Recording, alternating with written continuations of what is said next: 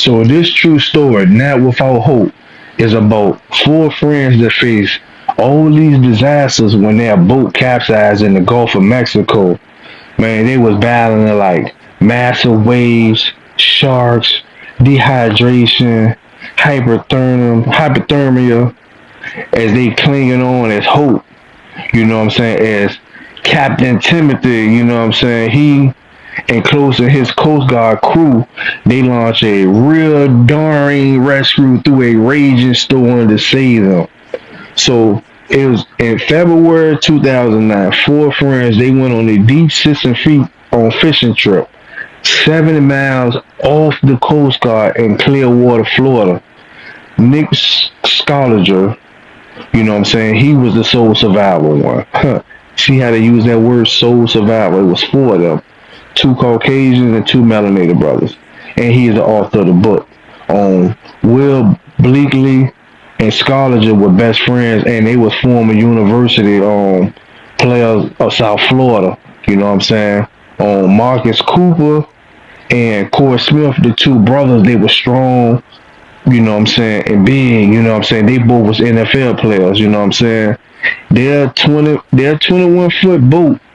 Like I said, this shit capsized in a fierce storm after a tragic mistake trying to, instead of cutting the anchor, they kept trying to pull it and attempted to free from a trapped anchor. And instead of just cutting it, the four men clung to the overturned hull for like 43, 45 hours, battling hypothermia, hallucinating, and all that dehydration. And man, the massive waves kept knocking them off the boat. They had to keep swimming back to the boat, looking for each other without food and water for days on the emergency beacon.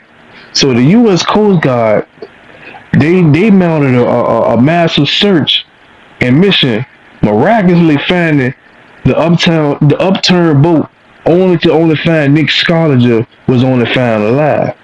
Now, like I said, two Caucasian brothers and two melanated brothers.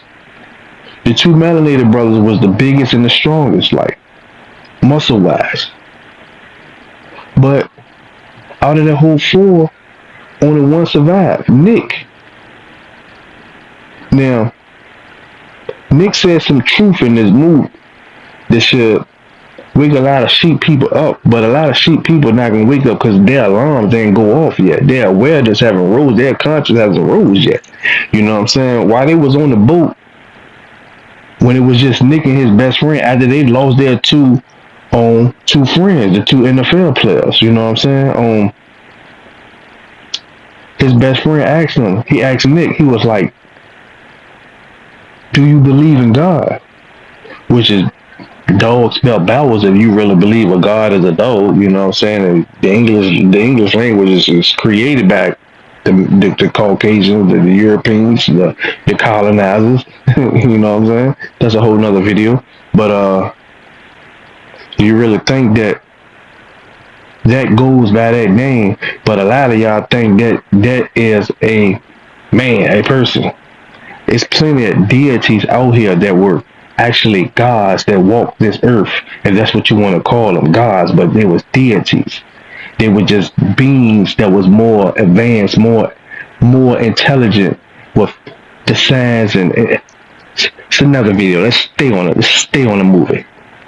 I'm giving y'all gems now. But anyway, so Nick, the other Caucasian long guy, said, when he said, no, I don't. No, he said, do you go to church? And Nick was like, no, I don't. I can't remember the last time I've been to church. So his friend was like, what are you, an atheist? Nick said, no, I'm a realist.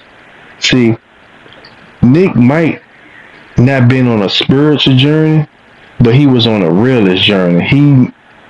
He understood, overstood, and understand. You know what I'm saying? He overstood, understand all that shit about his reality. You know what I'm saying? He knew that someone or something is not going to create all of this for people to suffer, for people to go through this, people to be harmed, people to beg and pray, and some people prayers get answered, some people prayers don't get answered. You know what I'm saying? Why there? He was like, I don't believe in anything that is gonna allow their so-called children to die in different ways. And in this case, my friends get drifted off into the fucking middle of the fucking ocean. So out of all the 4 people that survived, the one that didn't believe in anything outside of himself, that believed within himself, and that was aware of his reality, and knew that he probably could create, and whether he knew it or not, was creating his reality to be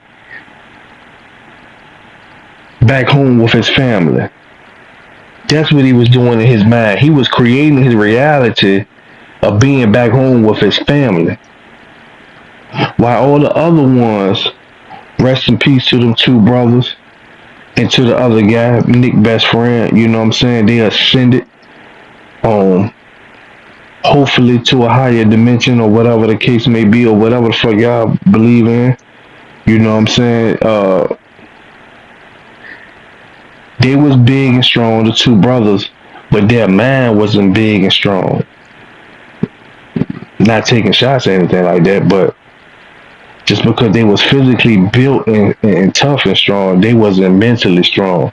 You know what I'm saying? Nick wasn't physically big and all that stuff. Him, his friend, they wasn't physically big. His friend got broken by, like he kind of like, I ain't gonna say he gave up, but like, Nick kept fighting. He kept visualizing of being back with his family. You know what I'm saying? Not saying that the others didn't. You know what I'm saying? But he didn't give up. He didn't give up. That's why it's called Not Without Hope. He didn't give up hope.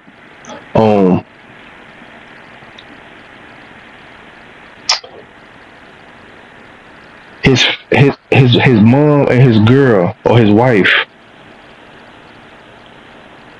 when they was still waiting on a call and all this and that from the Coast Guards, being alert, or hopefully being found.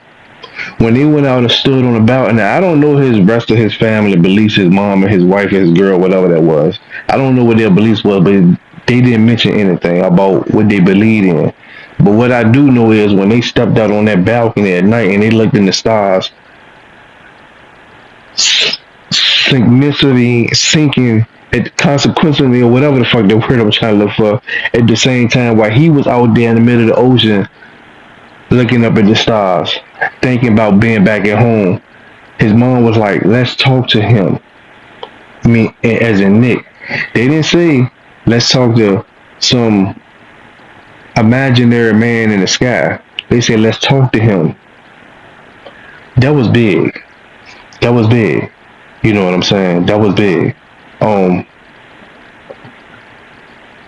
That was real big. For real, because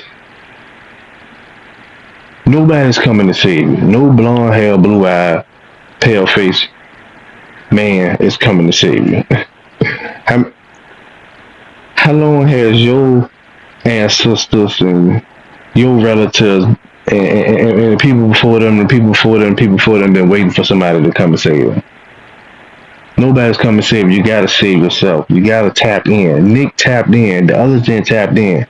He tapped in. Whether he knew what he was doing or not, he tapped in and he created his reality. You know what I'm saying? It was something I was getting ready to say that I didn't want to leave out, and I'm gonna get back with you on that.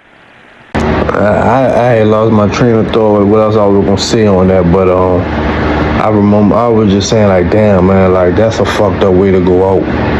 You know what I'm saying? I don't know what. When I think about it, like, damn, I don't know what I would have done. And quickly, one of my ancestors slapped me up on the back of my head and was like, you knew what you would have did. You know what I'm saying?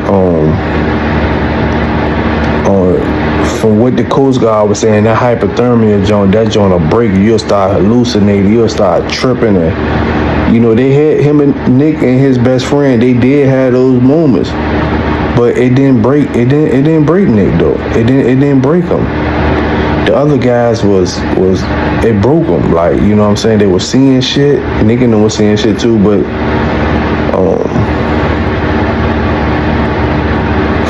fighting their friends all as they were trying to keep them on the boat. I mean, it's just a fucked up way, man, for your vessel, your avatar, your vehicle to just be floating out there in the middle of the fucking ocean. And you know the sharks gonna get out there, gonna get to the bottom. That's why the sharks came around the boat, because I guess they was looking for more food. Their friends that got unalive during the storm floated out into the ocean, because the waves, boy, man, them junk was big and pause and loud, like them just was, and they kept knocking them off the boat. But they was letting their ego get in the way when they was, before the boat turned. Instead of they all trying to we are strong, just trying to pull the anchor, and you know, the owner of the boat was like, I'm not gonna lose another anchor, you know what I'm saying? Instead of just cutting the fucking anchor because they got trapped down in some weeds or whatever, some rock, some at the bottom on the ocean floor. Instead of just cutting the shit, it was too late. Big ass wave came out of nowhere, flipped the whole fucking boat over. That's what started everything. When they could have cut that shit and they could have been heading back to shore. But I wouldn't know what I would have did, but immediately I would have, my answer was like, you would have did. You know what I'm saying? You would have tapped in. You would have got one with self, one with nature, one with your ancestors, and start creating your reality right then and there. You know what I'm saying? Because this mind of ours is a powerful motherfucker too. And if you know how to sync that shit up with nature, your higher self, the cosmos, your ancestors, and the ethers, you can create the creators. You know what I'm saying? And first thing I would have said was, I'm about to begin a dry fast. Any liquid that I'm gonna be drinking, it's gonna be from the rain. Boom. Not worry about food. That way I'm not feeling starved and hunger. I'm already prepared for, I'm already been training my body for shit like that. Not to be worried about food. Because I understand the body. I understand self.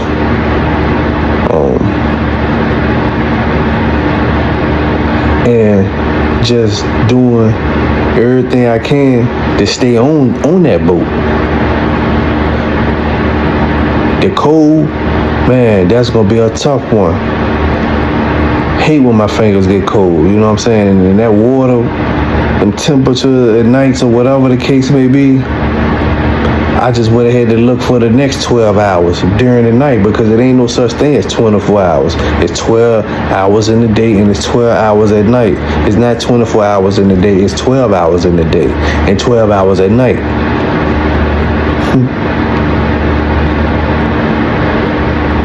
But just trying to fight and push through and look forward to the next morning or the next rising for that sunrise to come out, get some of that heat. Sun gaze, meditate. Under the stars, under the sun, under the moon. Not letting hypothermia, trying my best not to let hypothermia break my mind and making me hallucinate and go crazy into where I just want to just jump off the fucking boat. Knowing ain't no land and shore around. Shit crazy, man, but This was a good, true story. And salute to that dude Nick for not losing his hope.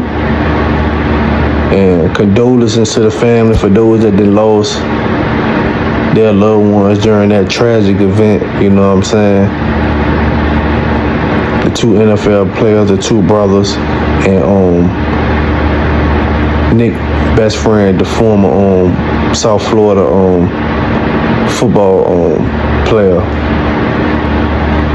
the other Caucasian guy. It's a good movie. Not Without Hope. Joint was good. I'm giving this joint 5 popcorn. Peace. I'm out. Jump, man. Wadu.